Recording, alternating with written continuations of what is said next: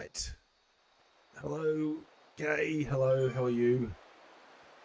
My name's Nathan. Welcome back to the channel.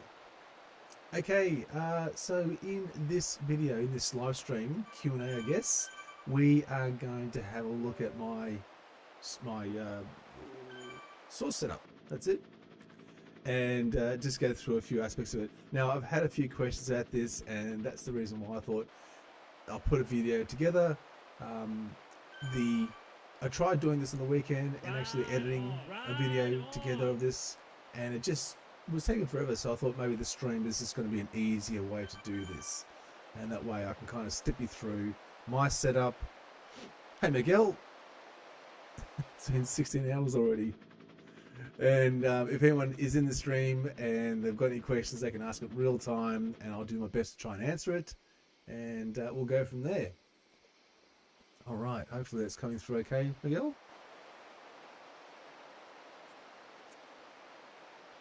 So let's change scenes. There we go. Okay, so this is my source setup with Strava, and now I've got this set up for a couple of reasons this particular way. First, I've got it set up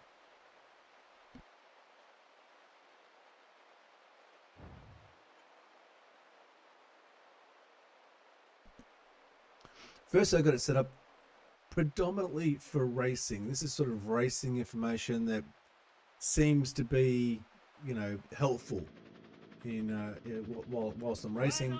It gives me information about other riders around me, and also information about the course, segments, that type of thing. That again is sort of fairly relevant for a race scenario. Where does that stop?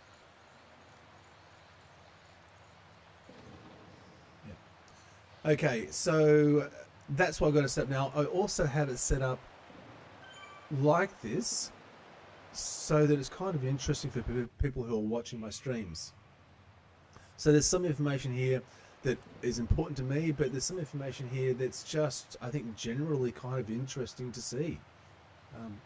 And hopefully we can step through that. Okay, so let's get into it. So if you're sort of new to Source, it's an overlay, it's a program you install. It is a paid app, it's a subscriber-based app.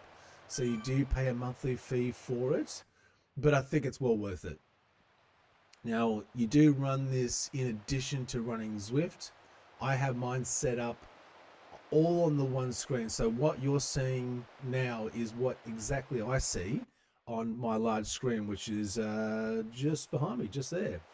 So I get to see all of this in the same screen, and then I can just basically take all of this information in one, well, what they call an OBS in the streaming side of things, in one input, and then just put it straight through, which makes it easier. I know other people do it in other different ways, and everyone has a different way of doing things. So if you do run Source and you do using overlays like browser overlays, let me know in the comments. Okay, so we've got this black toolbar at the top here that is sort of there by default. You really can't get rid of it. And I have it there like that for two reasons. One, and you can kind of hide it off screen if you really wanted to, but it's also got the power on, power off button over the right hand side here, and also the button that hides the overlay if you don't want to get in the way of things. But I also have it there so that it hides this top of the Zwift window and the Mac computer. Now that's a good point. I'm on a Mac. I know that many people sort of do this on Windows computers. It's about the same for both. There are some subtle differences between Windows and Macs. I'm not going to worry about that in this video. I'm also not going to worry about trying to install all the Source. That can be for another video if anyone's interested.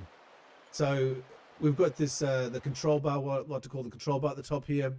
And it basically handles the overall look and feel of Source, as well as it allows you to add in mods, which we'll talk about in a second, and also select the different windows that you want to have appear on your screen, which we'll go through in a moment.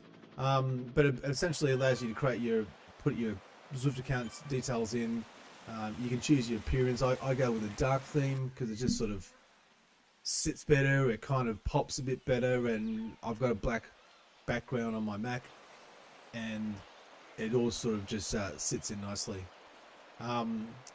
So then we've got the windows here. Now, before we go into the actual windows I've chosen and why I've chosen them, what I've also done is I've downloaded and enabled the Zen Master mod. Now, up until recently, it was, look, I'll be honest, it was a bit of a pain to try and get a mod, download it, and install it into Source, especially for Mac. Well, what they've done though is actually created an official mod store, which you can click on there. And when you click on it, it's going to take you into different mods that you can then choose. So we've got Wolfenstein there, the Zen Master mod, and another one there. So, and of course, if more of them are added, they'll appear there. Now I'm using, and I know there are other mods and you can find them in other locations, but in this case I'm using the Zen Master mod. There's a couple of windows in there that seem to work really well that I like to have. So once you've downloaded that and you've unpacked it and put it into the Source Mods folder on your Mac or Windows, whatever the case might be, if we go to Windows and we scroll down, getting some audio through. I might just dial that back a little bit.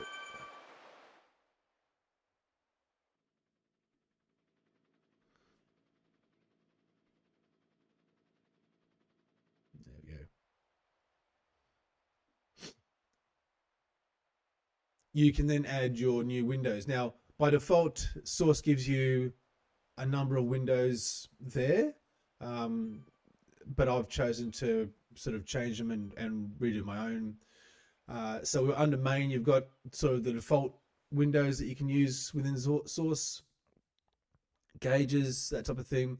But then down the bottom there, we see the Zen Master mod, and then we see the actual specific overlays particular to that particular mod, which I'm also using. Now, it's super easy just to add an overlay. Click on Power Gauge, for example, click on Create, and there it is.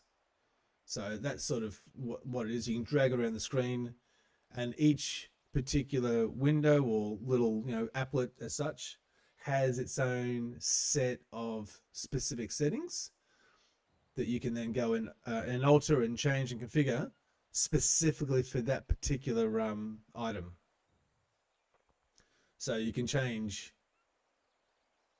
the look and feel of it, depending on which use Source default,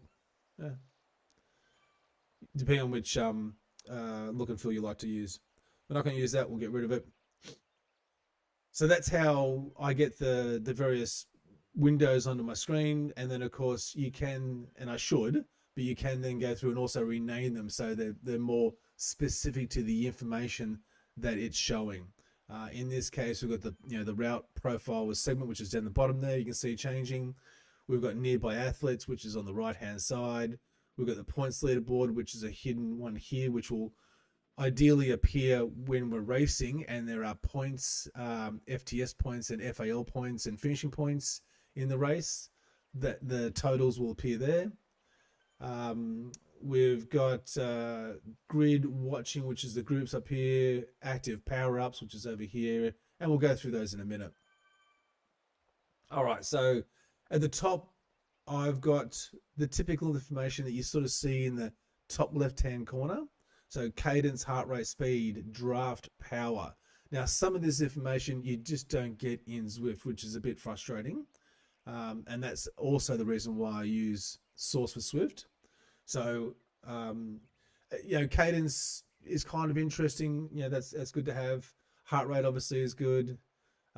Speed, draft, and power. So draft and power are sort of the two that I find are the more beneficial for me, because then you get to see exactly how efficient you're being with your drafting, and you get to know if you're, if you should be further up the pack, back in the pack, and you can adjust yourself particularly to get the most draft you can out of the race or out of the group you're in. And then power, obviously, lets you know how much power you're putting out. And each of these five fields there have the average and max too, which is kind of interesting again. And some of that's more interesting from a viewer standpoint than it is from my point of view. And if we right click on that window and get the controls up, we go into settings. It's down here that you can configure each individual block, okay, and add additional ones. So I'm just adding the data fields large, and if you click on add there, that gets tacked on to the end. We go across to the end here, and we've got one there by default called time. If I chose, instead of, I could have event information, but because the window is wide as it is, I'd have to drag the window a bit wider to sort of get that extra information in. So there are limitations on exactly what you can see. Now, I could create a second window here and have that down the side or maybe underneath this one, but it doesn't really make too much of a difference to me, so I don't worry about it too much. So I'm going to get rid of that. But you can kind of configure each little block of information individually. Hide border, hide title. The title's that cadence or heart rate name there. You choose, which particular thing you want to see. Sorry, I've got itchy eye.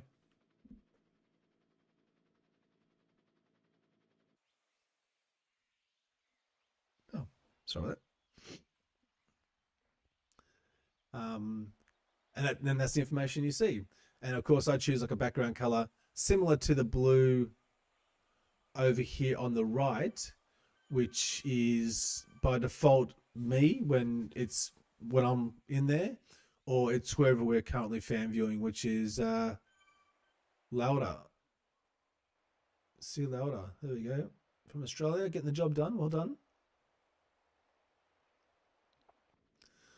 All right. So stepping through them, I should say with the event bar or the control bar at the top, I have the event normally appearing on the left-hand side. So when people join in and they're watching, they can see which event that I'm actually in and participating in. The time, so that's the duration of the event, how long we've been going for. My wheelbarrows, so how far I'm digging in, how much effort am I sort of putting in. My place in the event, the distance we've covered, how much distance is left for the finish, my 1 minute power in watts, and my 5 minute power in watts. All right, on the right hand side, we've got the chat window. So because I usually have my Zwift HUD turned off, you miss out in the chat. So having the chat windows there is good, and it picks up anything that people are chatting about normally that would appear on the right hand side over here. No one's chatting at the moment, but if you watch that, you'll see chats come up. Next to that is the active power-ups. Now, this is interesting. There's no window app that I've seen yet that has just your power-up, like you have in Zwift, that you can sort of see when you get allocated as you go through a banner or an arch. This is the closest thing that I've seen to that. And so how we see this working is I've got it set up so that all the power-ups that are ahead of me or the person we're watching will appear, and that's that little arrow to indicate that it's ahead of us. And then anyone who's firing a power-up that who's behind us will appear with an arrow pointing down. Now, if I fire a power-up, it will appear with a star next to it. So there you go. That's how it works. Again, more information. There we go. So someone ahead of us has fired the draft boost power-up, and it's just appearing there. Now, I can't tell exactly who's firing it. All I know is that someone is firing it. So there are some limitations to this setup as well. That's one of them. Next to that, we've got the groups. So this is really handy because it shows you the group you're in, and it shows as a maximum the 2 groups behind us and 4 groups ahead of us. It gives us how many are in the group. It will tell us in a race situation if they're A, B, C, D, which I know is not exactly the ZRS sort of configuration, but still. It gives it the distance they're ahead or behind and power and speed of that particular group. Now that line that someone I often get asked about what that line means, that line refers to me or the rider we're watching, where they're located in this particular group. So they're towards the back of the group of that 74, and they're going back further and further. And if that line was to move to the front, then it would be towards the front. Or the rider was to move to the front, it'd be towards the front. So again, from a race situation, it's really sort of really handy to see that, because it can be sometimes a bit hard to decipher that information from the rider list on the right hand side, like exactly how far is the next rider ahead. Um, and this way you can kind of look at that and go, okay, well, let's look at JF. Well, it's sliding around a little bit because there's got a lot of riders in Zwift at the moment. But, JF is a minute and 18 seconds ahead. So, yeah. And, of course, if you click on one of those groups, it'll expand it and show you the individual riders. Now, it's not going to show us all 70 odd people in that group. But if it's a small group, especially in a race situation. Hey, B-Riz, how you going, buddy?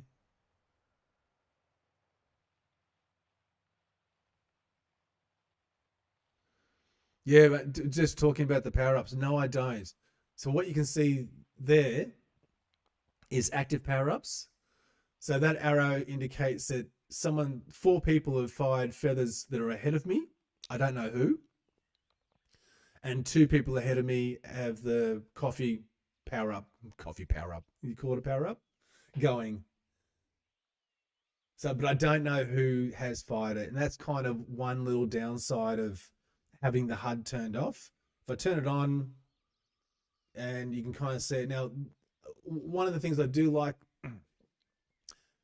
about having, we might jump up to someone else who's close to the front.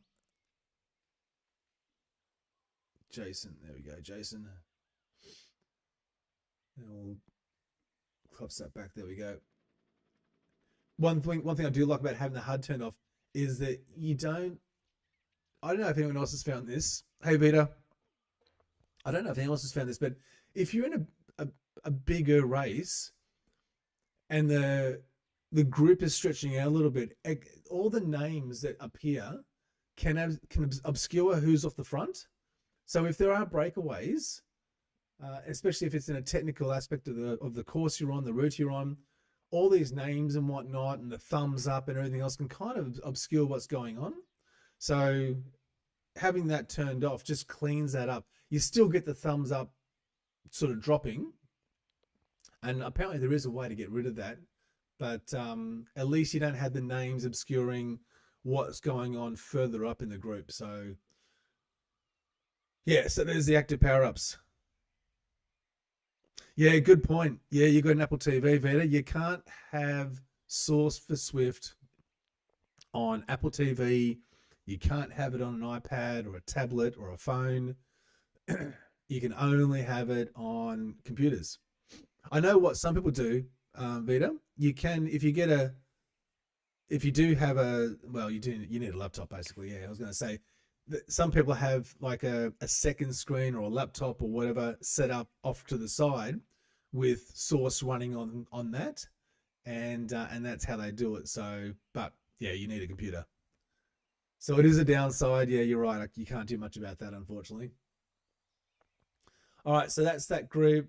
So we talked about the chat window there, which no one's chatting at the second there, but we'll see that. I've also got the chat window set up so that the active chats come from the top down and not the bottom up, and only because my camera window is in the bottom there. And of course, having it at the bottom, it would be obscured. And I've got them set to disappear after like a minute or 2 minutes or something. Okay, coming across to the map. The map's a map. I do like to sometimes have a bigger map. But it's sort of, that's just the way it is. And I've also got the gradient there too, just so I know what's going on when we hit certain aspects of the route. You can, if you've sort of, because you can drag away and go to other places on the map, which you can't do on the Zwift one. And if you lose where you are at the moment, you can just sort of click on that and just go back to where you are. And you can also change how the map orientates as well, which is pretty good. So I like to have it so that I'm always going up the screen. But if you right click on that, you can zoom in and out on this one. So if you really want to bring it right in, you can bring it out. You also can see bots and whatnot, and people that you've favorited, they'll appear on there as well. There's some other really cool things you can do on the map, which I think are okay, but can be a bit sort of bothersome. Like, if you don't disable the chat, then anyone who's chatting, their chat message will appear on the map, which can be kind of good, but it's also gets in the way of the map actually doing what it's meant to do. So I have that turned off. And I've also got it tilted a little bit, and then I've got all the quality settings turned right up so that I'm getting the clearest, crispest picture that I can. Obviously, that depends on the computer you've got. If you've got a higher-end computer, yep, go for it. If you've got a lower-end computer, it might struggle a little bit, and you might find that some other aspects of Sauce of Zwift kind of start to play up a little bit. I've also got the profile layer turned off, only because I've got the big one down the bottom there. So I don't worry about having it. All right, so next is this particular window here, which is the points leaderboard. I've not successfully used this just yet, and I've got it there for racing, and more specifically for ZRL racing. And the reason for that is because in ZRL racing, you've got points races. So with points races, you get points obviously for first across the line in particular segments. You get points for the fastest through the particular segment, and there's also finishing points. Now, one thing I found with the leaderboard is that you can, in theory, have the real-time totals of the various races as they're going through various segments and have it total. So there is some sample data in here, which I'll turn on. This is obviously not real data, but this is what it's meant to look like live in the race. So I've got it's kind of worked a little bit, but not worked a little bit with other ZRL races, but I haven't really had a chance to. Yeah, it looks that way, Vita. They've changed it up a little bit. And so I'm sort of trying to find the new things that have been added. And so with the ZRL racing, the main ZRL racing is finished. So, and I've kind of seen this work a little bit in some races, but most races are just scratch races. Like it's the first to the finish. Unless you're in like, specific racing leagues and teams where points are on offer. I'm not at the moment, so I haven't really had a chance to confirm whether this works the way it should or not. But that's the idea. So in theory, you should be able to see who is leading in the race in terms of the FTS points, the foul points, and obviously at the end, towards the end, the finishing points they get. So I'm kind of keen to see how that goes. Now, we do have a ZRL race tonight, but it is a scratch race, so no real points on offer. But that's also why I have it set to be transparent if there's no data as well, so it doesn't kind of get in the way of anything. And you still get the whole experience of the screen.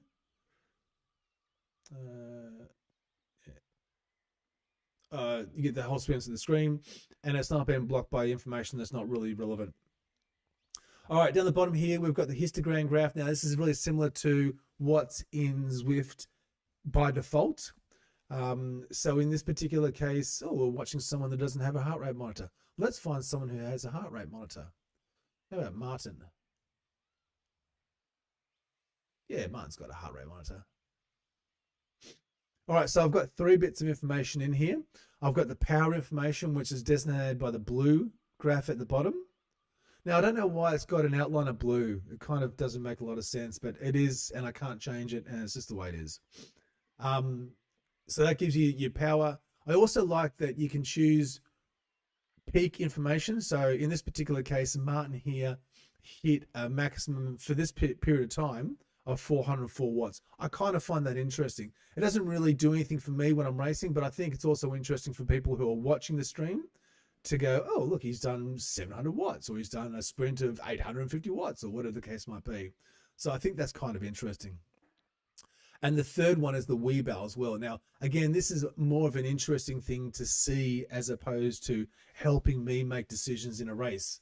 I think people are quite sort of interested in seeing how racers are handling the race, whether it's an easy one for them, when it's hard.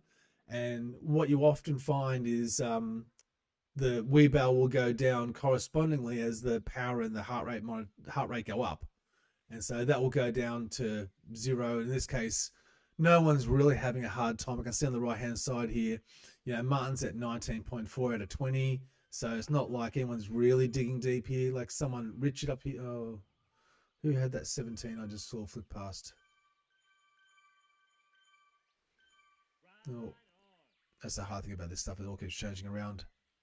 So trying to lock onto someone that's got a different... Stop moving around. Anyway, yeah, you'll see that dip down, and yeah.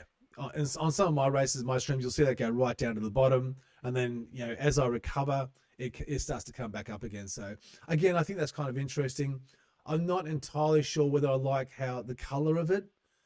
Again, for some reason, we can't change the colors. So if you go into settings here, it's pretty straightforward. By the way, it's the same. This is the same little window as the blue one at the top. Okay, it's just that when I've added a field, I've chosen the line chart. And then once you choose the line chart, you can then go into the settings for that particular line chart and then choose the bits of information you want to see. So if I want to see draft, for example, I can click on that, save, and I expect we'll see drafting there somewhere. And of course it's I guess it's that grey line. I'm not sure. Yeah. It's that orangey line at the bottom there, which can be a little bit hard to see in certain circumstances. So it'd be good if you could change the colors of some of these things. But again, it is what it is. And for the most part, the information I've chosen appears okay, and it doesn't obstruct the actual Zwift gameplay too much. So they're the main ones I have on screen. A couple of little things that I find a bit frustrating sometimes, like if I've clicked into a window, like so here I'd like to see, we've got the power, heart rate, draft.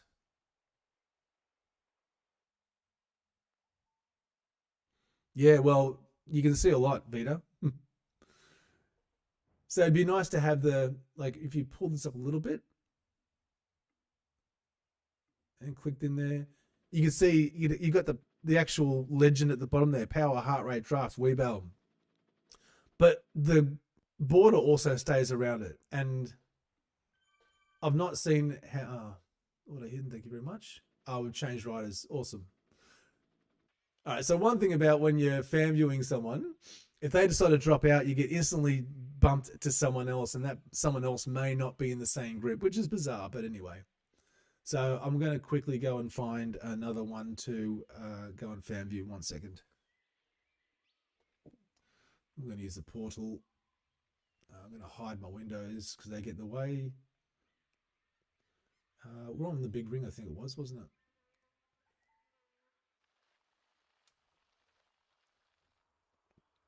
There we go. We'll turn the windows back on. There we go. And I will just click. Oh, it auto hides because I'm not putting any power into my trainer. Just so you know. So Jamie. What happened there? Can we go up it?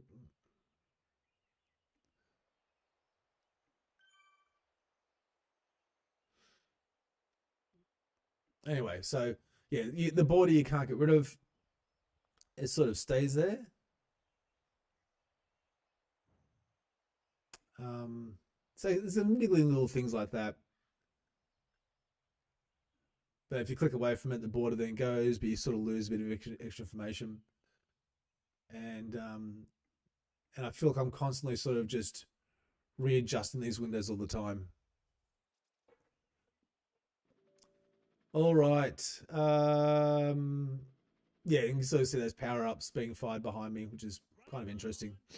Okay, now on the right hand side, we've got the riders, the friends as such, nearby athletes. There we go. Now, Vita, hey JD, Vita, you're asking about the kind of information that you can see about other riders from Zwift Power and so forth. So if you click on the cog icon there, this is all the information that you can choose to see in that window, depending on how much real estate you want to sacrifice to it. So all of this information can be presented and displayed in here next to a particular racer, which is, yeah, like, I don't know how.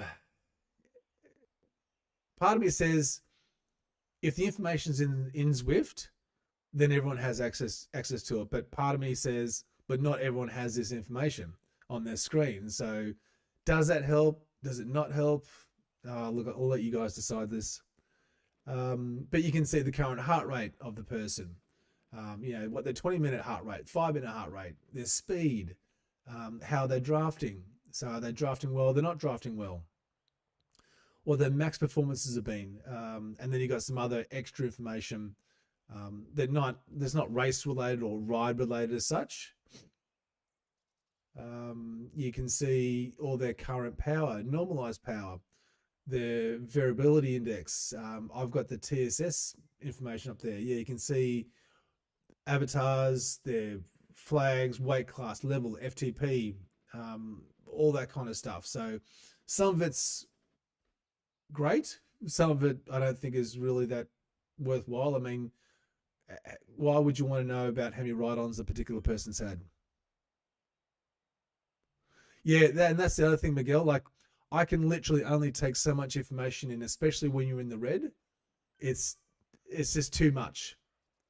So for me, what I've dialed it down to is obviously the name of the person, what their current training stress score is. So it gives you a bit of a feel for how hard this particular event is or how much effort this particular person's putting in. I've also got their wheelbarrows as well. So again, to sort of see how hard they're digging in, which is kind of fascinating because I like to see that. Now, I know some people say, well, it's not calibrated properly. It's not a true representation of the effort they're putting in a particular part of the race. And I get that part. I understand. But it's still a little bit indicative, just from the basic information that I've seen when I'm racing and I've put an effort in and I see my wheelbarrow go from 20 down to 5, down to 2 or down to 1. And I know they say that it's not meant to go into the minuses, but look, it does. I don't control it. I don't develop the app.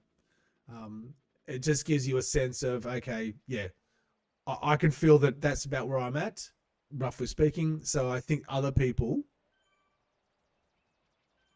Sorry, Vid, I'm just reading your comment. Yeah.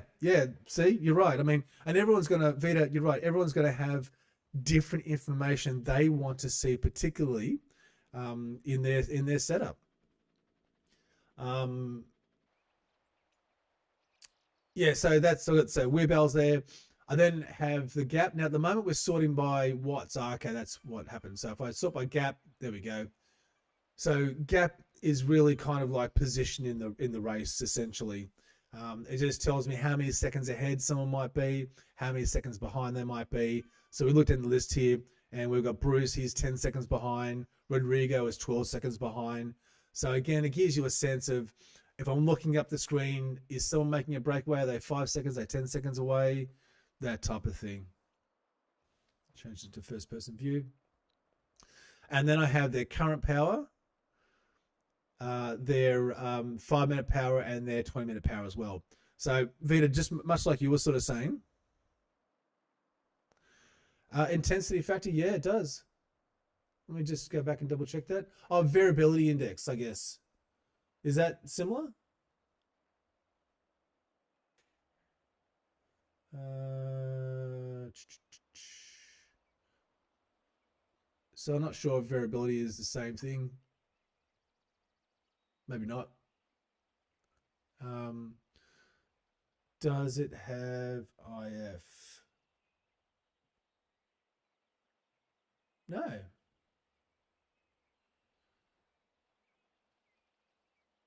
Oh, active power up.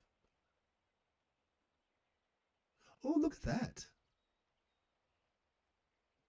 That's interesting. There you go. There's an answer to someone who's asked before. You might have asked that. Can you see who's firing a power up? Visually, no, it doesn't look like it, but you could have that particular field turned on and you'll see it there. Now, I don't think that's going to be that helpful because you just lose out on, I think, more important information. But if you could figure out another way of doing it, like you could have a second, like just create another nearby window, nearby athletes, have that here, have that there, have that somewhere else, and just have their name and the power up, for example. So you could do that. Um, oh, I've lost that again. Can we? I wonder if we can hop up.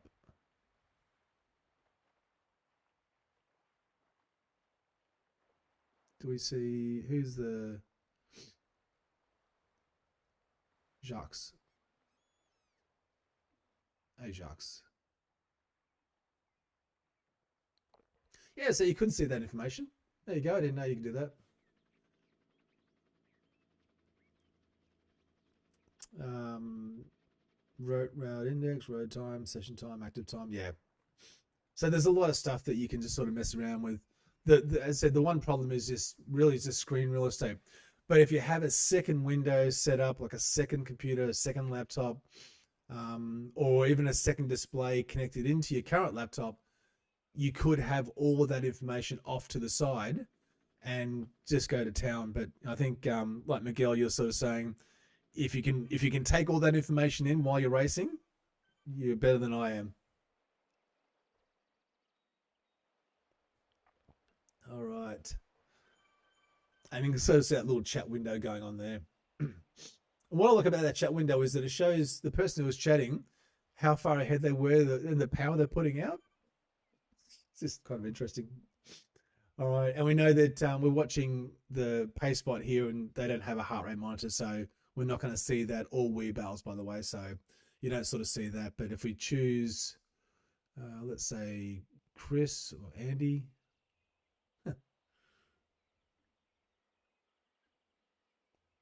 we'll see their heart rate and the wheelbarrow and that type of thing. All right, and then down the bottom, so that's the riders nearby or the nearby athletes. I'm just trying to think if there's anything else that I find really interesting with that. Oh, yes, there is. So you can mark a rider and have marked riders appear in here. So I think to mark a rider, if you go into the settings and not follow, is it no one there? Yeah. So if we're in a race and I want to keep an eye on Andy, he's not in my team, but he's a good racer, and I want to sort of watch him. If I click on that, and then I'm just going to go to another rider. You'll see Andy now is that grey bar there. So you can mark riders. You can just specifically watch them on terms of what they're doing on the screen there. So that's kind of interesting. Also, riders that you have favorited in Zwift, just in normal, will appear as green as well. Now, I don't know if I can give you an example of that, but if I go in and I'm following Thomas, yeah, I think I've got to go in and actually mark him as a favorite within the companion app. And if I do that, the name will appear green. What's that, Miguel? Yeah, so it can be handy, especially if you're targeting a particular rider. If you're ladder racing and you're matched up with another specific rider as such, that can be a handy thing, especially in a bigger group, especially ZRL races. It can be easy to lose people, and even just with their names, even with the fact that you do see their, more of their name there, it just can be hard to see them, and you lose them. You just lose them as they change around. You lose where the name is. Now you can change how often that updates to. So refresh interval every 2 seconds. I think anything less than that and it just moves around too much and it becomes useless. Anything more than that, maybe 3 seconds could be a bit more worthwhile. You can then the information becomes too stagnant, and it may not be relative. But as I said, so having their current power, having their 5-minute power and their 20-minute power. I think the 20-minute power is kind of useful. It gives you a sense of where they're being at or where they're at for that effort, for that duration of the race. All right, and then finally, we've got this. Oh, it's so frustrating. All right, so finally is the profile route down the bottom. And I'll be honest, I've been sort of struggling with this lately. Now, I don't know if it's because I've been fan viewing people, but I've been finding that it locks up. So there we go. And you got to kind of refresh to pick it up. Now, I don't know if it's because I'm not actually racing that we're not seeing that information, or that it doesn't refresh and update. But it's working, and this is how it normally is. So this is really configurable. I could probably spend almost a whole session just going through all the information in here, and in deciding what to have showing and what not to have showing. But for the moment, this is sort of the way I've got mine set up. So it designates the start of the lap. It designates the particular sprint segments. We're on the big ring, I think, with this. So we can see that we've already gone past the climb, and we're coming up to the finish arch, which is that dotted line there with a little arch icon over the top of it. So there's our group. Well, that's the person we're watching at this point. It would be me normally, with that little orange pin. We get to see the groups around, and I think the green one there is the marked riders. So you can, if you've got marked riders throughout the race, you can pick up where they are on the map. Yeah, it's really handy, isn't it, Miguel? So having and knowing where the sprint segments are is just and I'll come back to that in a second. So I've also got a 1,000-meter marker set up, and that just gives me a bit more of a sense of how far away potentially is the next thing. So the finishing arch, and as that marker will cross it, I'll go, okay, well, now I know there's 1,000 meters left before we hit the end of the finishing arch. But I also know I can see that because, so I'll get rid of the toolbar there. In the name of the segment 2, I've got that turned on, so I can see that the Hilly Loop Arch is the next segment that we're going to come up to and cross, and that's now at 3.43 kilometers away, and that's going to tick down until we get to it. And hopefully I'll keep talking. Oh, it's 7:17 a.m. here. I was hoping that we could probably get to another segment, but we may not be able to.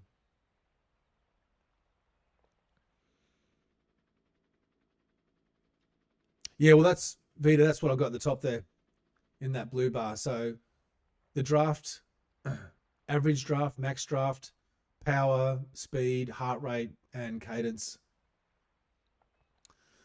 And because the thing we're going back to the profile on the bottom there, the thing that I sort of wanted to show was that fact that as you get closer to a particular segment, I've got it set for 500 meters.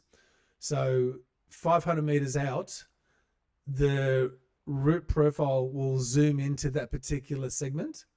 And then so it gives you 500 meters warning before you hit the start of that segment. and then it plays out for the rest of the segment. So if it's a 300-meter sprint segment, it will tell you how much distance is left in that particular segment. Now, what I like about that is that pre-warning that you get, so that you can position yourself in the race or in the group where you need to be. If you're going for FTS, fastest first segment, you'll want to position yourself towards the back so you can use the draft of the other riders as you come through the segment. If you're going for foul, you want to position yourself towards the front, because that's going to be easier and it's harder for other riders to kind of get over you if you're a good sprinter. So knowing that you've got, say, 500 meters left before the start of the segment is super helpful. It's kind of like the graph that you get in Zwift, but just better. So we'll see that come through. Hopefully, maybe the Fuego Flats, but that's like in it's about 4 or 5 k's.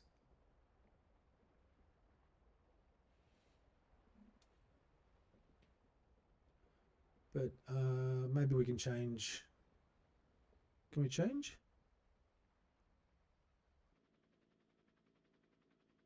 Yeah, no, like I'll show you if I can find something that I can change to.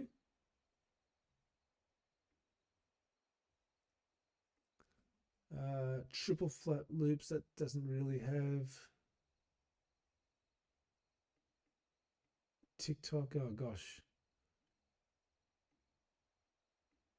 Does the flat route have segments? That's got a sprint segment, hasn't it? Let's see where they are.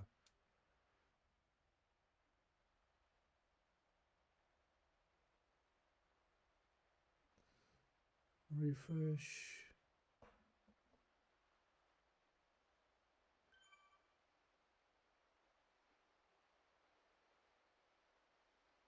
Oh, chicken legs.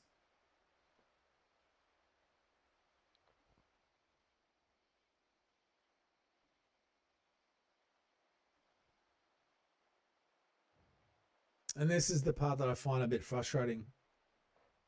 So we've changed routes, and the profile is not updating. I was hoping it wasn't do this. Yuki. Oh. You can see chicken legs there on the right, up the top there. So because I've favorited him in Zwift, in the companion app, he'll appear as green. No. And look, I'll be honest, this has happened to me a couple of times where this profile map here just stops. Tempest, I'll try Tempest. Thanks, mate.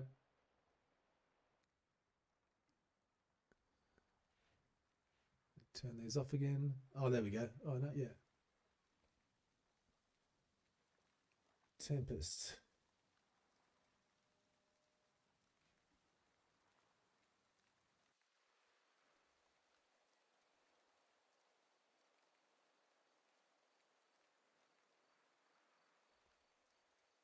Okay, well, so we're about 2 k's away from the start of Fuego Flats reverse. So hopefully we'll see that. And like the great thing is, no, I've got to hide my HUD. There we go. The great thing is you can then, so especially if it's a climb, doesn't happen in Windows. Look, it might be, mate. It might be. I see weird things happen with Macs, with this application. For the most part, it works okay, but every now and then something just goes, oh, that's not. I'm not going to work that way. And like, here we go. So, for example, we've got groups up ahead here, which we don't see any other riders in the profile, but we've got our group, and then we've got this group at the 12K mark. Go figure. I don't know. I kind of feel like I need to rebuild my Mac anyway, because it just has so many things uninstalled and reinstalled all the time. I better follow someone.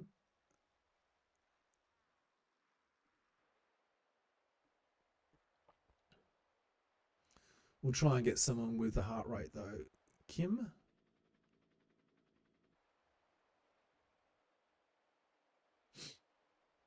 Yeah. Oh, they're on a flat bar? No, they're at the Alienware. All right, so here we go at the start. So imagine your sprint segment's coming up, or your next segment's coming up, the next com segment's coming up, whatever it might be, and we're counting down to it.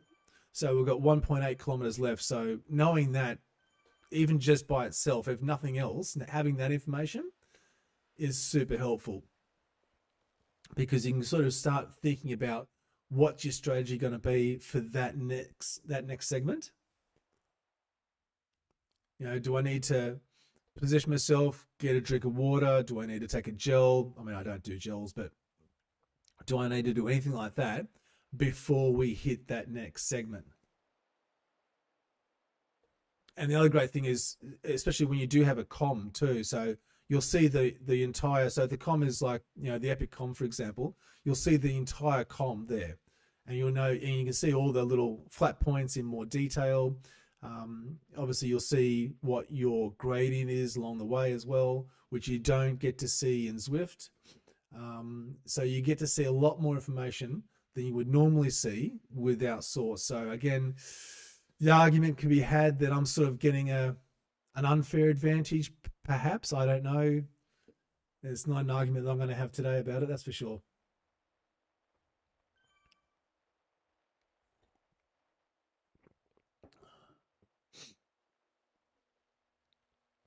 Okay. Oh, we'll change the back to first person.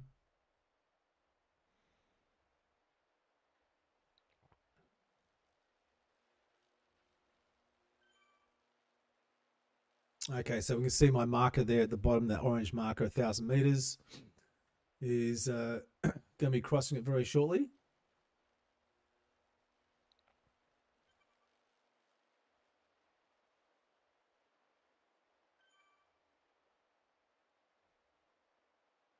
And I'm hoping this changes. Well, it's not so much the affording it, Miguel. It's the fact that some people are using tablets that you just can't run this on.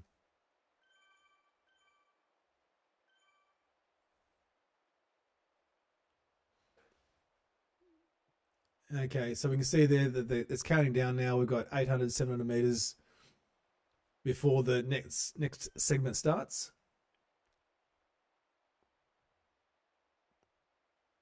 Oh yeah, you're right. You do. Yeah. Okay, Vita, you do. It's near the. It's on the map, isn't it? So hopefully at about the 500-meter mark, that profile at the bottom there should change.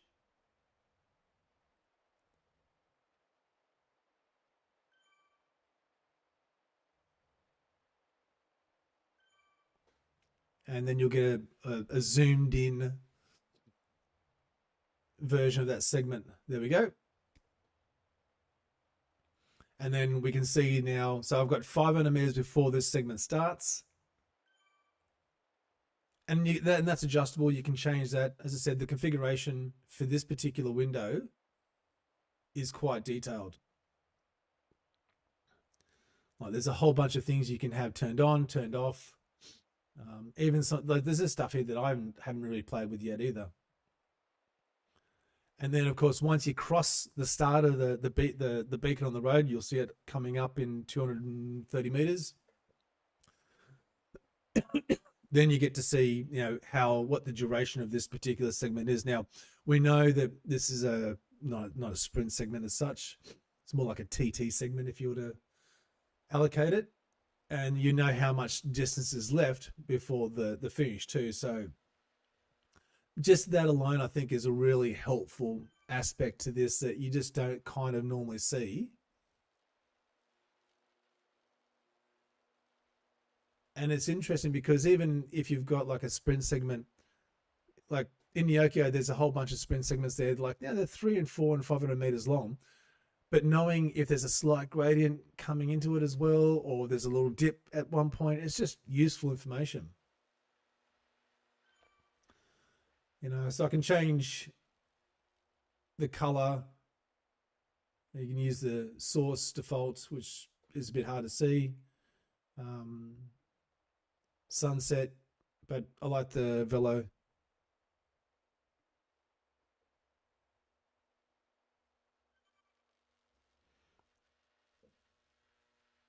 Yeah. Yep. Um,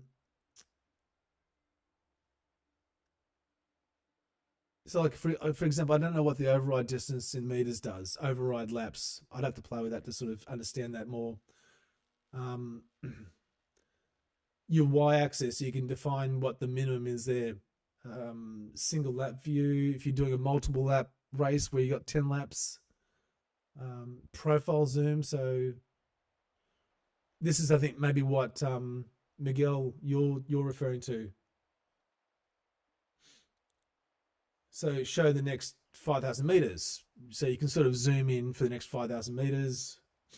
Show previous 500. Yep.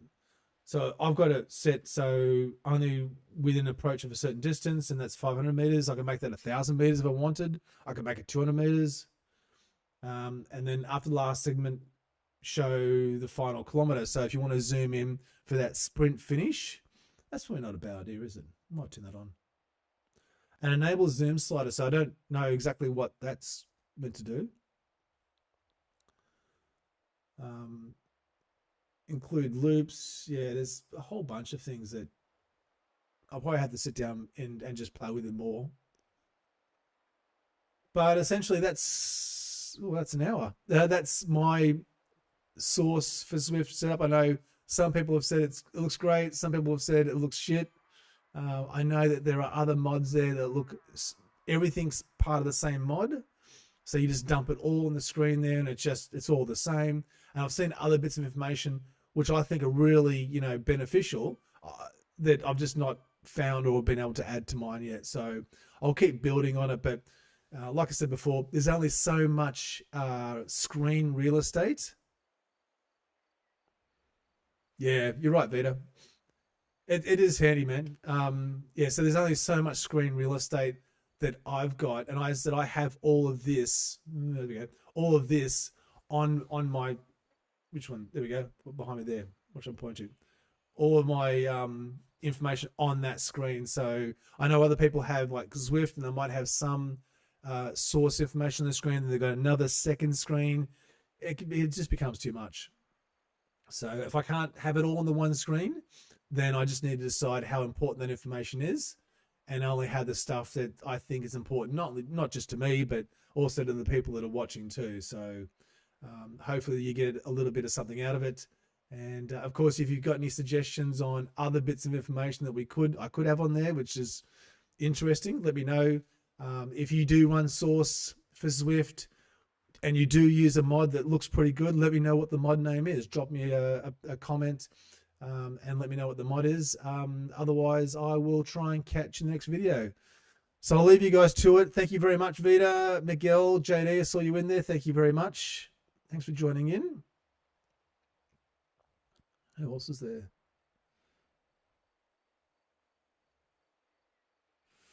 B-Riz, hope you do well, mate. And I will catch you guys all in the next video. Thanks for watching.